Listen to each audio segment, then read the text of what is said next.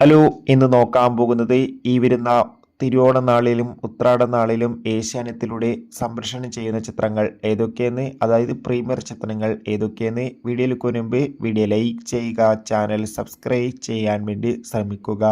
നേരെ ഇന്നത്തെ വീഡിയോയിലേക്ക് പോകാം.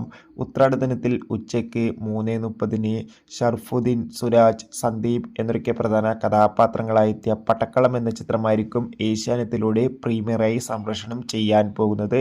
തിരുവോണ ദിനത്തിൽ ഉച്ചയ്ക്ക് 12 മണിക്ക് അർജുൻ അശോകൻ, മഹിമ നമ്പ്യാർ എന്നൊക്കെ പ്രധാന കഥാപാത്രങ്ങളായെത്തിയ ബ്രൊമാൻസ് എന്ന ചിത്രവും, തിരുവോണ ദിനത്തിൽ വൈകുന്നേരം 3 മണിക്ക് ദിലീപ്, ഒപ്പം തന്നെ ധ്യാൻ ശ്രീനിവാസ്, സിദ്ദീഖ് എന്നൊക്കെ പ്രധാന കഥാപാത്രങ്ങളായെത്തിയ പ്രിൻസ് ആൻഡ് ഫാമിലി എന്ന ചിത്രവും, ഏഷ്യാനെറ്റിൽ തിരുവോണ ദിനത്തിൽ വൈകുന്നേരം 6 മണിക്ക് മോഹൻലാൽ, ശോഭന എന്നൊക്കെ പ്രധാന കഥാപാത്രങ്ങളായെത്തി തരുൺ മൂർത്തിയുടെ സംവിധാനത്തിലെത്തിയ ചിത്രമായിരുന്നു തുടരും എന്ന ചിത്രവുമായിരിക്കും ഏഷ്യാനെറ്റിലൂടെ സംപ്രേഷണം ചെയ്യുന്നത്.